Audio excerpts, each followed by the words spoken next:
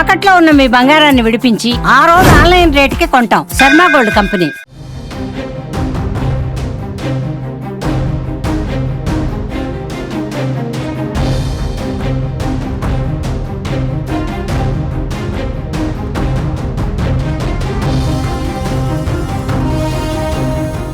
సింహాచలంలో తీవ్ర విషాదం చోటు చేసుకుంది. శ్రీ వరాహ లక్ష్మీ నరసింహస్వామి వారి ఆలయంలో గోడ కూలి 9 మంది భక్తులు చనిపోయారు. పలువురికి తీవ్ర గాయాలయ్యాయి. వారిని హుటాహుటిన ఆసుపత్రికి తరలించారు. అత్యవసర చికిత్స అందిస్తున్నారు. స్వామివారికి నిర్వహించే వార్షిక చందనోత్సవం వేడుకల సందర్భంగా భారీగా భక్తులు తరలిరాగా 300 రూపాయల టికెట్ కౌంటర్ దగ్గర గాలివానకు గోడ కూలి పెను ప్రమాదం జరిగింది.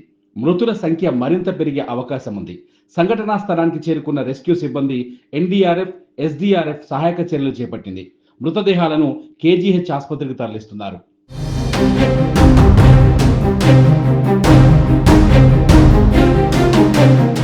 సింహాచలం లక్ష్మీనరసింహస్వామి వారికి ప్రతి సంవత్సరం చందనోత్సవం నిర్వహించడం ఆనవాయితీగా వస్తోంది.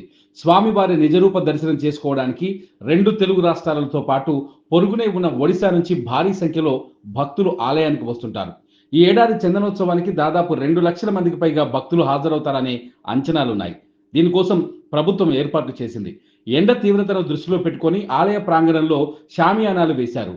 300 రూపాయలు, 1000 రూపాయలు, 1500 రూపాయల టికెట్లు ఉన్న భక్తుల కోసం వేరువేరుగా క్యూ లైన్లను ఏర్పాటు చేశారు.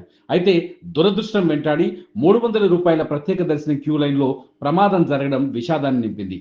బుధవారం తెల్లవారుజామున 2 గంటల 30 నిమిషాల సమయంలో ఉరుములు మెరుపులతో కూడిన భారీ వర్షం కురిసింది.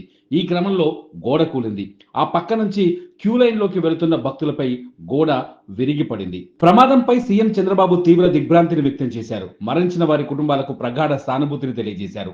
అక్కడి పరిస్థితిపై జిల్లా కలెక్టర్ ఎస్పీతో మాట్లాడారు. ఘటనకు గల కారణాలు, క్షేత్రస్థాయిలో అందుతున్న సాయం తదితర అంశాలపై అధికారులు ఆయనకు వివరించారు. తీసుకోవాల్సిన చర్యలపై సీఎం దిశానిర్దేశం చేశారు. గాయపడిన వారికి మెరుగైన చికిత్స అందించాలని ఆదేశించారు. సింహాచలంలో గోడ కూలిన ఘటనా స్థలంలో పరిస్థితిని సమీక్షిస్తున్నామని, సహాయక చర్యలను పర్యవేక్షిస్తున్నామని హోంమంత్రి అనిత తెలిపారు. సింహగిరి బస్టాండ్ నుంచి ఎగువకు వెళ్లే మార్గంలో షాపింగ్ కాంప్లెక్స్ వద్ద 300 రూపాయల టికెట్ క్యూ లైన్ సిమెంట్ గోడ కూలిందన్నారు. ఎన్డీఆర్ఎఫ్, ఎస్డీఆర్ఎఫ్, ఫైర్, పోలీస్ శాఖ సిబ్బంది నేతృత్వంలో క్షతగాత్రులను ఆసుపత్రికి తరలిస్తున్నామని చెబుతున్నారు. అలాగే జిల్లా కలెక్టర్, పోలీస్ కమిషనర్ దగ్గరుండి సహాయక చర్యలను పర్యవేక్షిస్తున్నారని వివరించారు.